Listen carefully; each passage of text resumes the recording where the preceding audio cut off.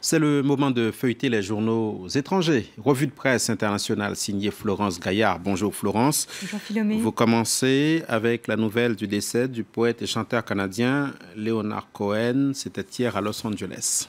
Auteur, compositeur, interprète, l'artiste de 82 ans venait de publier son 14e album You Want It Darker qui sonnait comme un testament. La presse canadienne lui rend un vibrant hommage ce matin. La Gazette salue le plus illustre des enfants de Montréal, un homme qui a marqué la culture pendant plus d'un demi-siècle, un artiste original, débarqué au milieu des années 60, dont les chansons détonnaient avec la culture pop et hippie de l'époque, mais des chansons qui finalement sont restées dans le cœur du public. Parmi ses plus grands succès, Suzanne, So Long Marianne ou encore Alléluia, Alléluia repris plus tard par Jeff Buckley. Pour le Journal de Montréal, un grand poète n'est plus.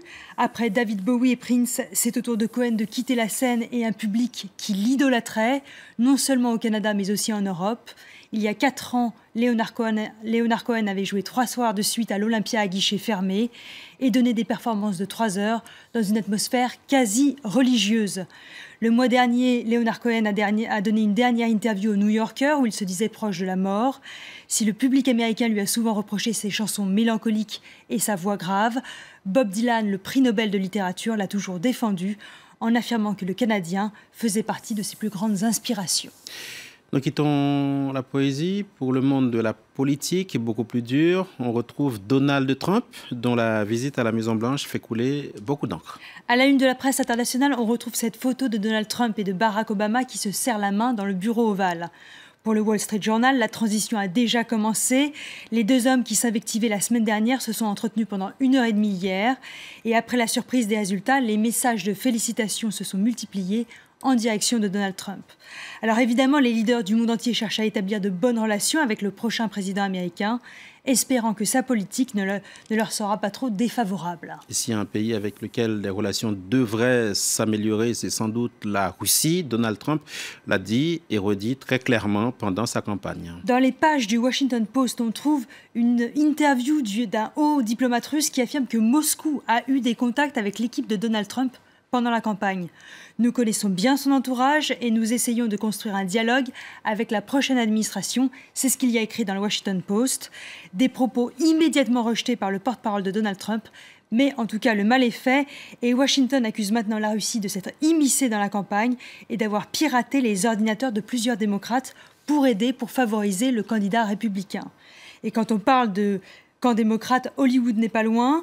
L'industrie du film veut maintenant boycotter People Magazine, qui a accordé sa une au nouveau président, à sa famille et à son ascension vers la Maison-Blanche.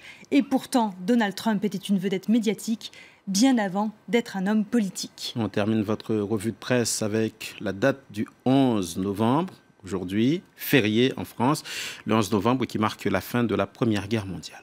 Une guerre mondiale qui a mobilisé les 5 continents puisque les belligérants avaient des empires dans le monde entier. Le Parisien rend hommage aujourd'hui aux milliers de soldats venus d'Afrique qui ont combattu en 14-18. 70 000 sont morts pour la France et cette histoire est trop souvent oubliée par les manuels scolaires français. Mon père, ce héros tirailleur, c'est le récit d'une fille de soldat congolais.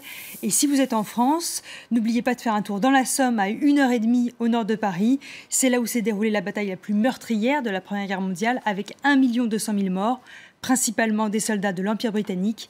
Vous serez frappé par le paysage marqué par les tranchées et les trous de mines et le nombre impressionnant de cimetières militaires avec des tombes de soldats venus de l'autre bout du monde. Merci Florence Gaillard, c'était la revue de presse internationale.